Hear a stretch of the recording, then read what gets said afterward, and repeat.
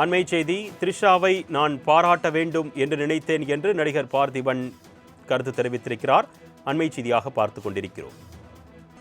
நடிகை த்ரிஷாவை மனப்பூர்வமாக பாராட்ட நினைத்ததாக நடிகர் பார்த்திபன் கருத்து தெரிவித்திருக்கிறார். அண்மை செய்தியாக பார்த்து கொண்டிருக்கிறோம்.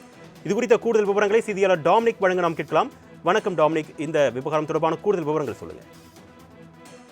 வணக்கம் அருணேஷ். தற்போது நடந்த ஒரு தனியார் நிகழ்ச்சியில் ராதாகிருஷ்ணன் பார்த்திபன் அவர்களிடம் ஒரு கேள்வி கேட்கப்பட்டது. த்ரிஷா அவர்களுடைய புகைப்படத்தை பின்னாடி காணொலியில் காண்பித்து அது குறித்து தங்களது கருத்துக்களை கூறுமாறு ஒரு பக்கம் தொகுப்பாளர்கள் கேட்டபோது, இந்த குந்தவையை சிறு இடத்தில் குந்த வைக்கலாமே, கொஞ்ச நாட்டுக்கு பிரச்சனைகள் வராது என்ற ஒரு கருத்தை அவர் பதிவிட்டார்.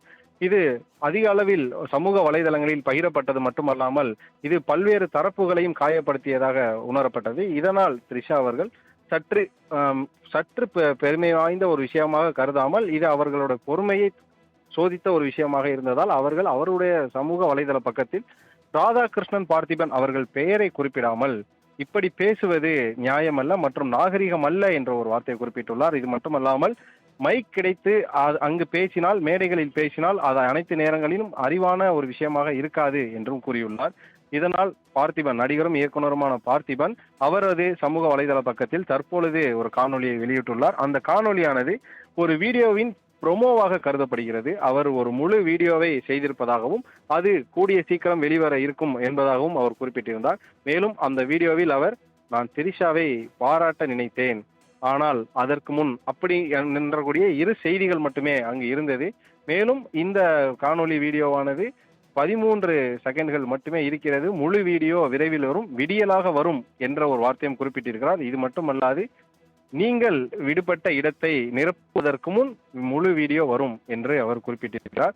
ஆக அவரது முழு காணொலி த்ரிஷா அவர்களை பாராட்டுவதற்காக இருக்குமா அல்லது மன்னிப்பு கோருவதற்காக இருக்குமா என்ற ஒரு பரபரப்பும் தற்போது கிளம்பியுள்ளது. த்ரிஷாவின் பதிலடியான ஒரு பக்க அறிவிப்பும் அதற்கு இவர் கொடுத்திருக்கக்கூடிய இந்த ஒரு அறிவிப்பும் தற்போது கோலி வட்டாரம் மட்டுமல்லாது அரசியல் வட்டாரத்திலும் கிசுகிசுக்கப்படுகிறது. கூடுதல் விவரங்களுக்கு நன்றி டாமினிக். பூர்வமான வாழ்த்துக்களும் பாராட்டுகளும். த்ரிஷாவை நான் பாராட்டணும்னு நினைச்சேன். இந்த நேரத்தில் ஒரு திரைப்பட நட்சத்திரம் எல்லாத்தையும் மீறி முன் வந்திருக்கிற த்ரிஷாவுக்கு என்னுடைய மனப்பூர்வமான வாழ்த்துக்களும் பாராட்டுகளும். த்ரிஷாவை நான் பாராட்டணும்னு நினைச்சேன். இந்த நேரத்தில் ஒரு திரைப்பட நட்சத்திரம் எல்லாத்தையும் மீறி முன் வந்திருக்கிற த்ரிஷாவுக்கு என்னுடைய மனப்பூர்வமான வாழ்த்துக்களும் பாராட்டுகளும்.